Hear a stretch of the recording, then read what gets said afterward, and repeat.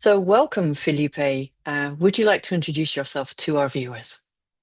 Okay, thank you, Susan, for inviting me today. Well, I am Felipe Peña Lillo. I am the past president of ICF Chile, so I'm pretty happy to be here with you, sharing my ideas and having a talk. What are what is in my background? I used to work for a telco company. I was sales director, operation director. I teach leadership on MBA programs, and right now I am executive coach, and that's what I really love, helping leaders to be their best. That's my Perfect. purpose. Perfect. But introducing my ICF purpose, Susan, is how I can help or how we can help more coaches make a living from coaching. Mm. Absolutely, yes. And so, our fireside chat today will be informal, but what I'd like us to do is just look back on 2025 and reflect on a few things. And so, the first thing I'm curious about is: have you observed any time where you've seen a meaning? Put my teeth in. A meaningful moment where we have human connection, technology, and coaching coming together. Yes, Susan. And thinking about that, it was maybe the same day I meet you. Do you remember in NYU? Hmm. Yeah, in NYU Coaching and Technology Summit, I realized that coaching, AI, technology are great tools in some spaces. Mm. And the space I discovered it is the better is maybe in training the new leaders, the emerging leaders in companies. So where maybe most of us as expensive coaches or coaches that work in the senior level, there is a space in the emerging leaders that AI can democratize the coaching, and it's even better in training leadership skills. They do a better job than the bosses. So I realize AI could be an leadership accelerator, and maybe it could be the best marketing campaign for coaches ever. So Mm. I'm pretty excited about the future of coaching and AI. Mm. Mm. That's interesting. So it's not only is it democratizing access, but it's also accelerating the emergent leader skill development. Is that a fair kind of reflection? Yes, absolutely. Mm. I I think self-motivated leaders could use AI in great ways. So for me, AI is a very good surprise in that space, improving leadership. Mm. Mm. And role play. In fact, there are some tools. It was in Berlin that I saw this tool though, and it was a virtual reality or augmented reality tool that helps you embody somebody else's body.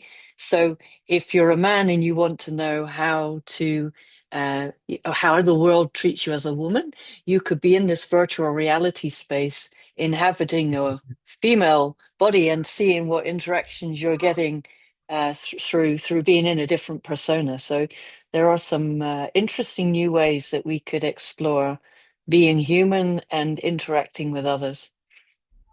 Yeah, absolutely. So many technologies we saw in NYU. It's Mm, amazing. mm. Yeah.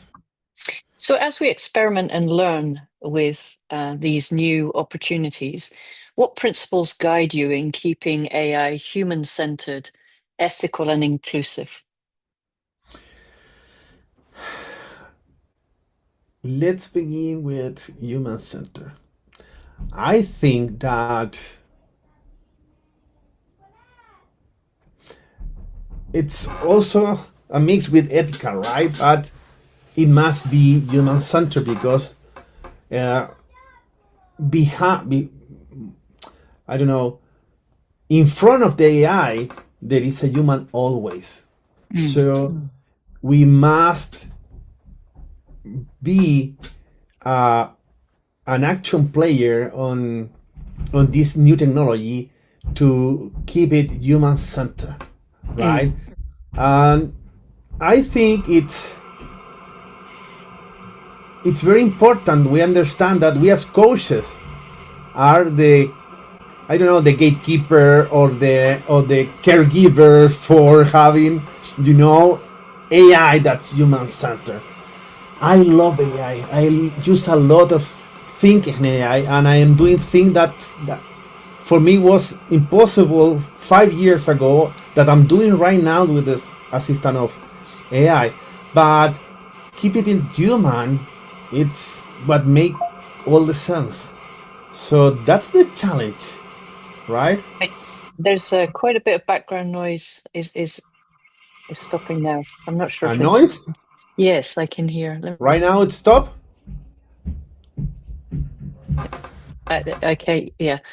It's Um, okay. it's okay now, I think. Um, Okay. yes, Okay. but I think you're right. Coaches helping us shape how the technology evolves, I think, is really important because coaches have a really good understanding of the human presence and how to facilitate humans in their development.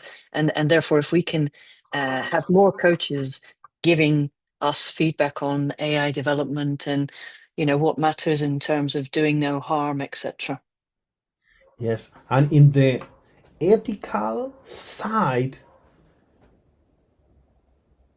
I think one of the principles of ICF and one of the key aspects of being ICF is the ethical code. And for example, if a coachee asks you how to do something you don't know, maybe there could be a question in the PCC exam that are you going to go to AI and ask it and teach them to your coachee? Or are you going to teach your coachee to use AI to find their question? Mm, I think that could be an ethical question. So, mm, for example, I think I will teach my coachee how to use AI. So there are few sides of it. What is ethical and what is not ethical.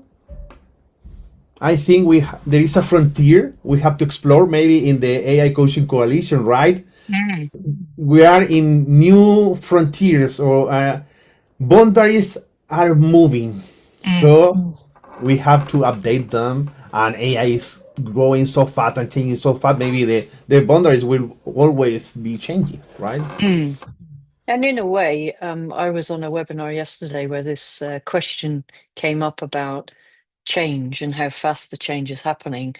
And the response to it was the person that on the panel said, "Well, actually, we've always had change. Change has been a constant. We are evolving, and therefore the kind of technologies that have evolved in parallel with us. I guess AI is the latest one, but it's how do we orientate ourselves around these new opportunities that it presents, and in service of us as coaches. So how do we ensure that the AI is there to help with the transactional aspect of our practice and help us elevate ourselves so that we can help more of our clients with the transformation." Yes. And I still have coaches that haven't used AI. And maybe 30 or 30, 40% of the population maybe haven't tried AI. And we have to be promoters Mm, to help them to understand, to take a risk. There was a coachee continuing with the idea of the ethical. If you teach them AI, or you teach the issue and you teach to teach it to the coachee. I was having maybe 3 months ago a conversation with a coachee, and she told me, Felipe, I don't know how to give a motivational speech. Okay. In that point, I have the question. Mm. Do I learn and teach, or do I teach them how to use AI? And I ask her, have you ever used AI?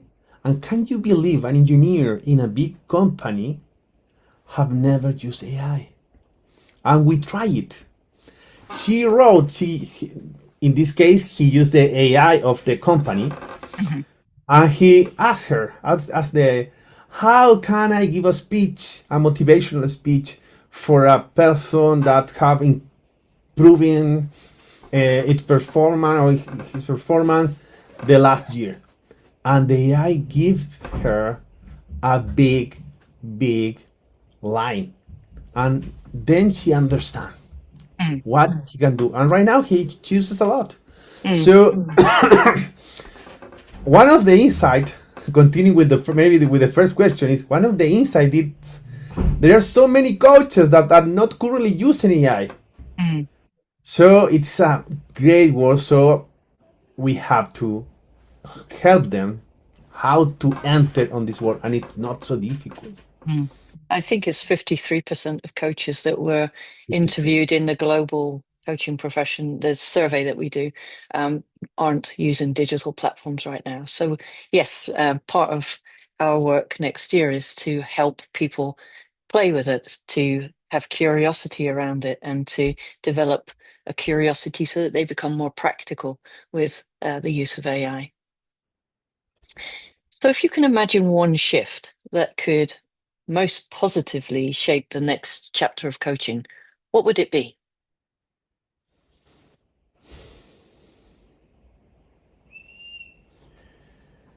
I I think maybe something that could be very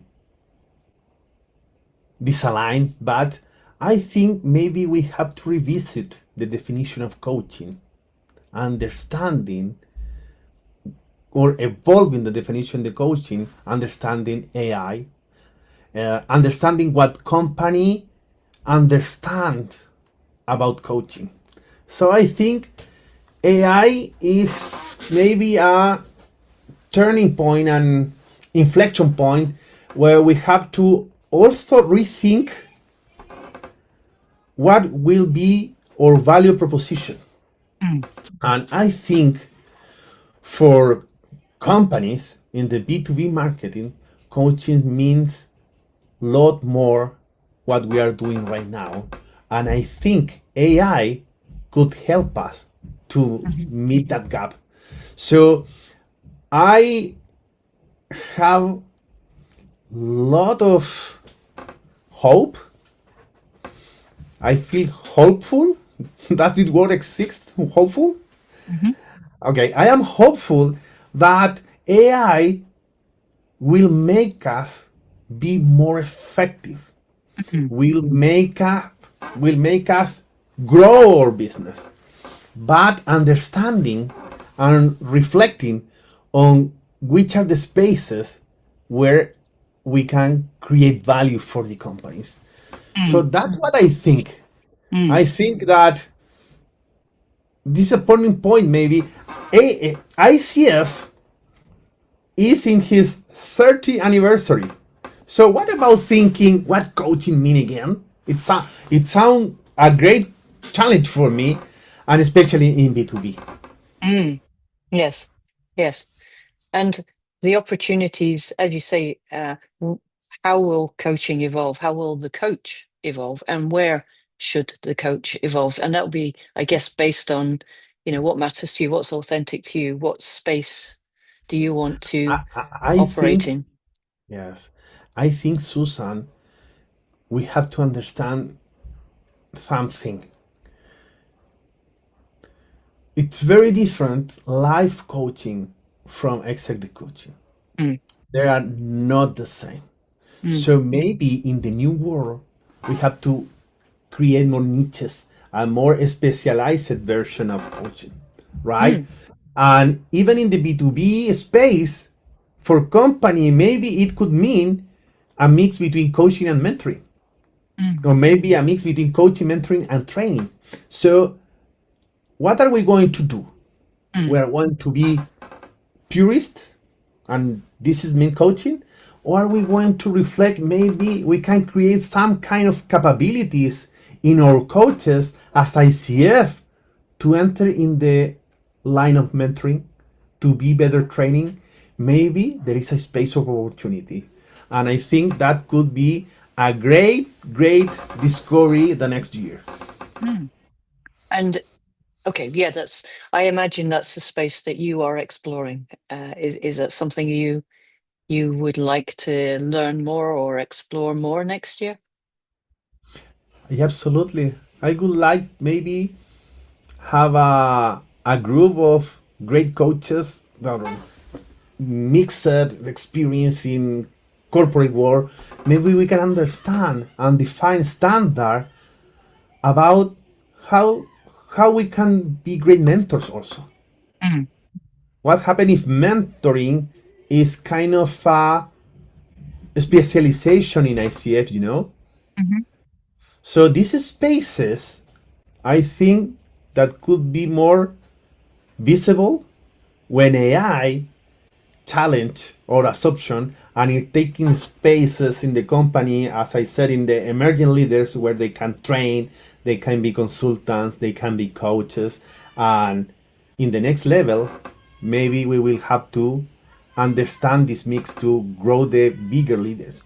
mm, mm. Very good. Is there anything else that you would like to share and during our reflections?